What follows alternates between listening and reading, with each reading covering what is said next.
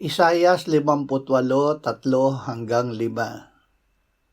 Bakit kami ay nag-ayuno at hindi mo nakikita? Bakit hindi mo napapansin ang aming pagpapakumbaba? Sa araw ng inyong pag-aayuno ay hinahanap ninyo ang inyong sariling kalayawan at inyong pinahihirapan ang lahat ninyong mga manggagawa.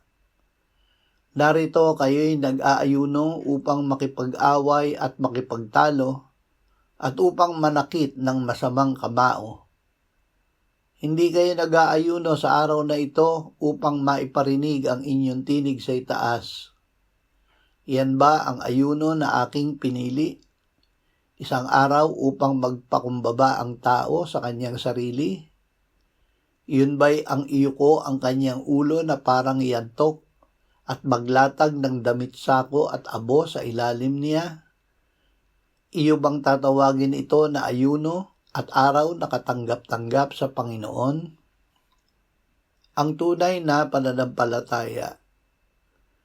Ang ebidensya ng tunay na pananampalataya ay pag-ibig.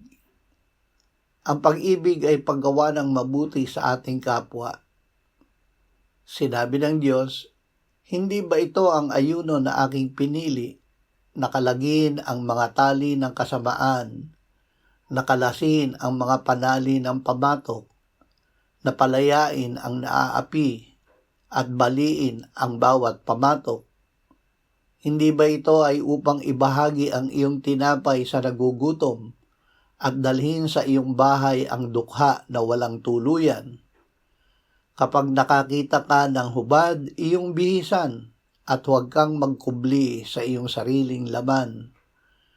Kung magkagayo'y sisikat ang iyong liwanag na parang umaga at ang iyong kagalingan ay biglang lilitaw at ang iyong katuwiran ay mangunguna sa iyo. Ang kaluwalhatian ng Panginoon ay magiging iyong bantay sa likod.